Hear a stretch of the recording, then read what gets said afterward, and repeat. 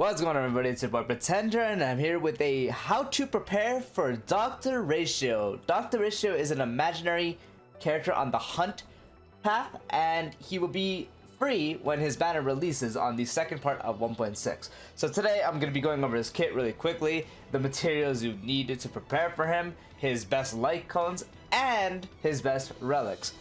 And so yeah, let's just get straight into it. So basic attack. Deals imaginary damage equal to 100% of Dr. Ratio's attack to a single target enemy. His skill deals imaginary damage equal to 150% of Dr. Ratio's attack to a single target enemy. So you see, it's very basic, but the whole way he works is going to be based on his follow-up attack. So just be ready for that. So his ultimate deals imaginary damage equal to 240% of Dr. Ratio's attack to a single target enemy and applies Wise Man's Folly. When Dr. Ratio's allies attack a target afflicted with Wise Man's Folly, Dr. Ratio launches his talent's follow-up attack for one time against his target. So yeah, his talent is where his follow attack is gonna be at, because yeah, that's gonna be like what his whole kit is gonna be synergized around. He himself won't be doing crazy damage, but his follow-up attack is where he really shines. And so Wise Man's Folly can be triggered up to 2 times and only affects the most recent target of Dr. Ratio's ultimate. This trigger count resets after Dr. Ratio's ultimate is used. Alright, so his talent. When using his skill, Dr. Ratio has a 40% fixed chance of launching a follow-up attack against his target for 1 turn, dealing imaginary damage equal to 270% of Dr. Ratio's attack. For each debuff the target enemy has, the fixed chance of launching a follow-up attack increases by 20%. If the target enemy is defeated before the follow-up attack triggers, the follow-up attack will be directed to a single random enemy instead. So, the more debuffs you have, the more chance you have to proc the follow-up attack. So when he uses a skill, you have a base 40% chance. And if they have more debuffs, depending how many debuffs have per debuff, they will gain a 20% chance bonus. And as it says, you will pretty much throw a follow-up attack, and that's where most of his damage will lay. That's the very shine of his kit. You will want to base him around this right here, and obviously running him with a debuff oriented team, because again, that will give you a better chance at proccing this. So his technique, after using technique, creates a special dimension that taunts nearby enemies lasting for 10 seconds. After entering the battle with enemies in the special dimension, there's a 100% base chance to reduce each single enemy target speed by 15% for 2 turns. So that does count as a debuff, obviously. Only one dimension created by the allies can exist at the same time. So it's 3 bonus abilities. First one, when dealing damage to a target that has 3 or more debuffs, for each debuff the target has, the damage dealt by Dr. Ratio to this target increases by 10%, maximum of 50%. So that also ties with this. The more debuffs they have, the better chance you have of proccing the follow-up attack from his skill. And now with this, the more debuffs they have, the more damage Dr. Ratio is going to be doing. So running him with someone like Silverwolf will be great, because if they're not weak to imaginary, you can make that happen. Silverwolf applies a bunch of debuffs. There's a lot of other people that apply debuffs, like Nihility characters. I'm pretty sure they also count as debuffs. And yeah, so the more debuffs they have, more damage you'll be doing, plus you'll be getting a better chance at doing the follow-up attack. The second bonus ability, when skill is used to attack an enemy target, there's a 100% base chance to reduce the attack target's effect res by 10% for 2 turns. So you just get a reduced 10% effect, 10% effect res for free just by using your skill.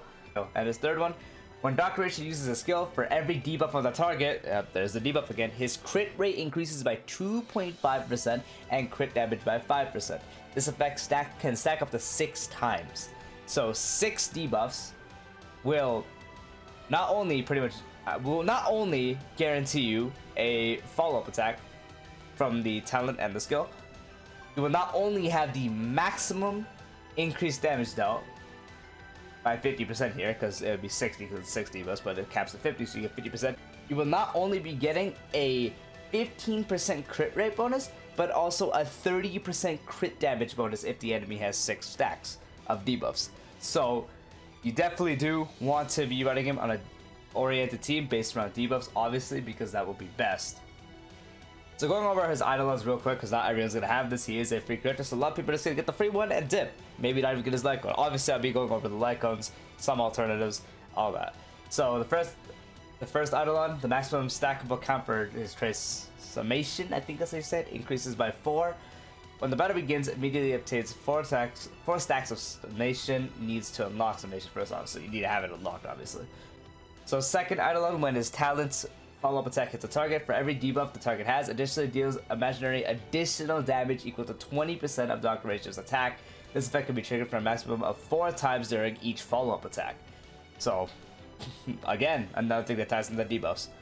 His fourth Eidolon, when triggering the talent, additionally regenerates 15 energy for Dr. Ratio, so you can get your all up more.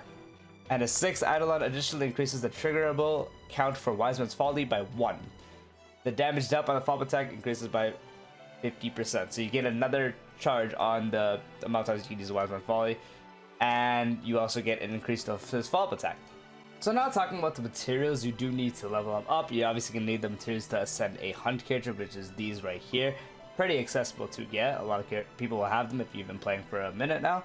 And the stimulated universe material you do go ahead and need is this one right here from the Shape of Puppetry. You want to go ahead and farm a total of 65 of these, because that will be enough to get them from level 1 up to level 80. And so the weekly material you'll need for his traces is actually coming from the new one that you have to beat the 1.6 story that came with the update to unlock this weekly boss. And you will need a total of 12 of these. So you will need 12 of these drops to completely max out his traces, assuming you do go ahead and go for it. And as I mentioned previously, he is the hunt character, so these are all of what you need to level him up. Obviously the credits mount, the books, you'll need these because they're universal for traces, and he'll take the little spear things for the hunt characters. As I said, this is the stagnant shadow you need, and you need 65 as I said, 12 of these mats as I said, and then the regular hunt stuff to level them up, and a little bit for the traces obviously, and that is the materials you need. Moving on to his light cone, obviously the best of the best will be his signature light cone. The signature light cone increases the wearer's crit damage by 20%. For every debuff on the enemy target, the wearer's crit damage dealt against the target increases by 8%. So again, tying with the debuffs, you can run them on a debuff heavy team, stacking up to 3 times.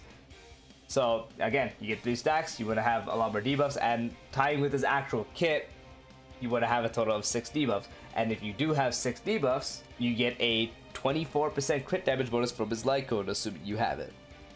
When using ultimate to attack an enemy target, the wearer receives the disputation effect, which increases damage dealt by 36% and enables their follow-up attack to ignore 24% of target's defense. This effect lasts for 2 turns. So when you do proc it, or when you do use his ultimate, they will gain the disputation effect, and that will obviously increase their damage by the follow-up attack by 36%. Or sorry, it will increase their damage by 36%, and will let his follow-up attack ignore 24% of the target's defense. So you do want to go ahead and use the ultimate. When you use the ultimate on a target, and if you use a follow-up attack on that same target, it's going to do a lot more damage. So one of his other really good light cones, which is probably going to be one of his best as well, beside his own, is Topaz's signature light cone, which increases the wearer's crit rate by 18% and their follow-up attacks damage by 30%. So as Dr. Ratio, again, as I said, is based off his follow-up attacks, he will be doing even more damage with this light cone and having a better crit rate percent, because again, it boosts it by 18%. After the wearer uses a follow-up attack, apply the tame state to that target, stacking up to 2 times. When allies hit enemy targets under the tame state, every tame stack increases the crit damage dealt by 12%. So a total of 24% because it stacks up to 2 times. So obviously this is going to be really good for him because it increases his follow-up damage, gives him more crit rate, and can give him more crit damage, making him hit even harder. So this is a really good option. But again, I don't know how many people have summoned for Topaz, so you might not just have this laying around. If you do, you won't really have to get his signature one here. But the thing is, with him being the hunt, is really awkward because follow-up attack, you really think of erudition, not the hunt. And if you think of follow-up attack, the hunt, you think of Topaz and Dr. Ratio now. So obviously their signature ones are going to be best, even for each other. But another good alternative is the free one you get from her shop.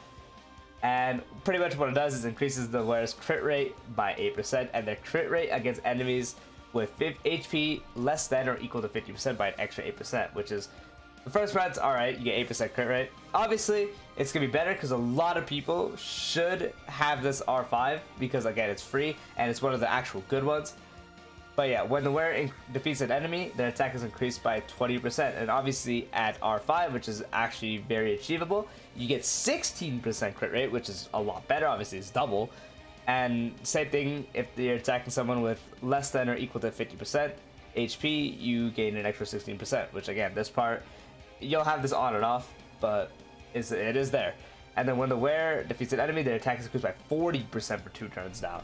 So this is obviously going to be probably one of his best free-to-play alternatives because there is practically no other of the hunt ones that will really help with you with your follow-up attacks. So I do definitely recommend if you want to have a good light cone and you really want to build your doctor ratio, this is definitely a free-to-play option you want to get up to R5 because it will be a very, very powerful free-to-play option. Alrighty, so moving on to relics. So his relics is definitely going to be one of the new sets, being the follow-up bonus set. So what this 2-piece and 4-piece does is the 2-piece increases damage dealt by follow-up attacks by 20%. Again, he's based on follow-up attacks, so this is really, really good. And the 4-piece, when the wearer uses follow-up attacks, increases the wearer's attack by 6% for every time the follow-up attack deals damage. This effect can stack up to 8 times and last for 3 turns. The effect is removed the next time the wearer uses a follow-up attack. So you're going to be stacking this because, again, the whole damage source you're going to have on your doctor ratio is debuffing them and using a follow-up attack. So with this, building up stacks, the more you use follow-up attacks, the more damage you're going to do because you're building up the 4-piece right here.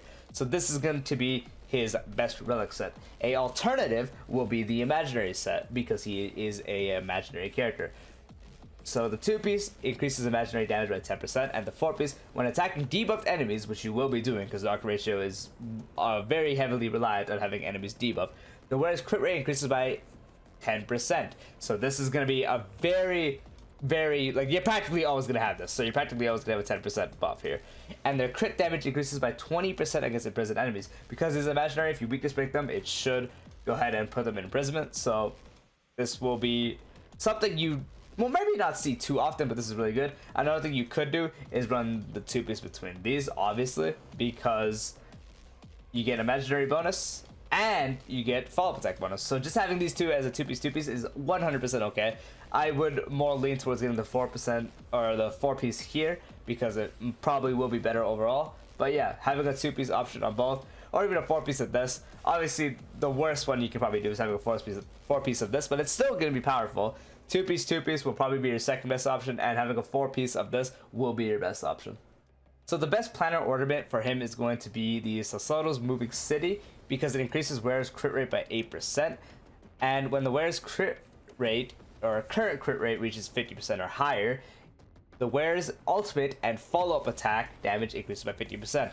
His ultimate with this should be doing pretty decent damage, and again, his entire kit is revolving around his debuffing and follow-up attacks, and so this is going to be really, really good. So this is going to be his best thing.